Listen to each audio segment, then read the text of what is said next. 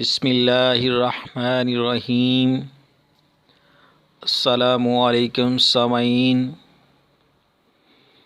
امید کرتا ہوں آپ سب لوگ خیریت سے ہوں گے۔ اللہ پاک آپ سب لوگوں کو اپنے حفظ و امان میں رکھے،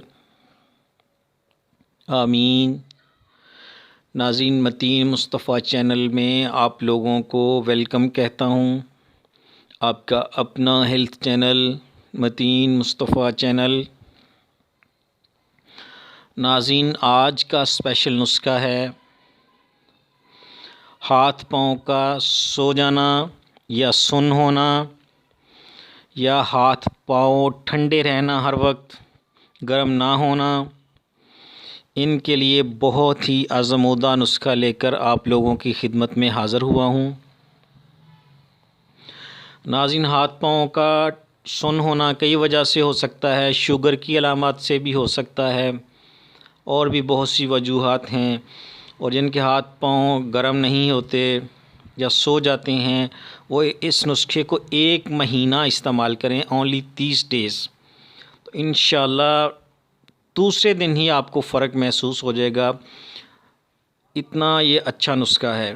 ناظرین، نسخہ نوٹ کرنے سے پہلے میرے چینل کو سبسکرائب کر لیں اور بیل آئیکن کا بٹن دبا لیں، تاکہ آپ کو سب سے پہلے میری ویڈیو کا نوٹیفیکیشن ملے، اور میری اس ویڈیو کو لائک کریں اور شیئر کریں، اگر دل اجازت دے تو اچھے اچھے کمنٹس پاس کریں۔ تو ناظرین، نسخہ نوٹ فرما لیں۔ ہاتھ پاؤں کا ٹھنڈا ہونا یا سن ہونا بالکل ختم ہو جائے گا۔ ناظرین، پہلی چیز جو ہمیں چاہیے وہ ہے ستاور۔ ستاور 50 گرام لے لیں، ستاور 50 گرام۔ اور ناظرین، دوسری چیز ہمیں چاہیے اشگندھ ناگوری، یہ بھی 50 گرام لے لیں۔ ناظرین، دوسری چیز اشگندھ ناگوری، یہ بھی 50 گرام لے لیں۔ ناظرین، دونوں چیزوں کو لے کر اچھی طرح صاف کر کے ان کا صفوف بنا لیں، اور کسی جار ڈھکن والے بند بوتل میں اس کو رکھ لیں محفوظ کر کے۔ اور ناظرین، اس کی خوراک کچھ اس طرح ہے کہ چائے والا 1 چمچ صبح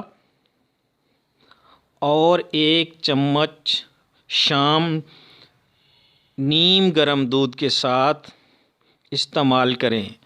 ناظرین، دوسرے ہی دن آپ کو پتہ چلے گا کہ ہاتھ پاؤں آپ کے سون ہونا ختم ہو جائیں گے، ہاتھ اور پاؤں میں بالکل کرنٹ دوڑنا شروع ہو جائے گا، اور ہاتھ پاؤں جو ہر وقت ٹھنڈے رہتے ہیں وہ بھی گرم ہونا شروع ہو جائیں گے۔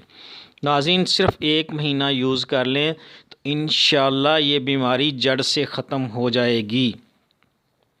تو ناظرین، مجھے کمنٹس میں ضرور بتائیے گا کہ آپ کو یہ نسخہ کیسا لگا ہے۔ اور ناظرین، آپ مجھے اجازت دیں اور اپنی دعاؤں میں مجھے یاد رکھیں۔ السلام علیکم ورحمۃ اللہ وبرکاتہ۔ اللہ حافظ۔